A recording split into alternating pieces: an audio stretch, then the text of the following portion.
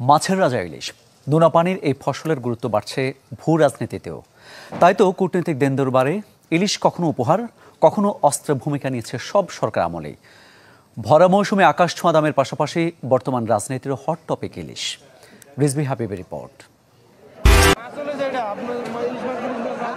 ইলিশ কেউ বলে কূটনৈতিক, কেউ বলে রাজনৈতিক পণ্য, হবেই বা না কেন, রূপালী মাছটি বাংলাদেশের একান্তই নিজস্ব।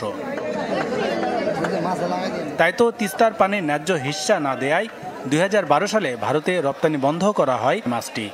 পানির সুরাহা না হলেও নিষেধাজ্ঞার মধ্যেই ভারতে ইলিশ পাঠানো আবারও শুরু করে বিগত সরকার।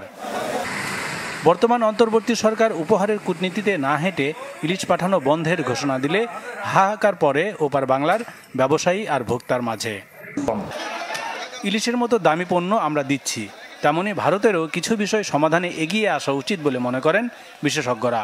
ইমোশনের জায়গাটা অনেক বড়, আর এখন যে ইলিশের না পাওয়ার যে একটা বেদনা, যে একটা ক্ষোভ আমরা দেখতেছি, সেটা যেমন আছে, আবার একই সময়ে বাংলাদেশের ক্ষেত্রে অনেক সময় অনেকগুলো কমোডিটিতে আমরা দেখি যে যখন ইন্ডিয়ার থেকে এগুলো বন্ধ করে দেওয়া হয়, তখন আমাদের দেশের জনগণের মধ্যেও এরকম না পাওয়ার একটা ক্ষোভ সৃষ্টি হয়।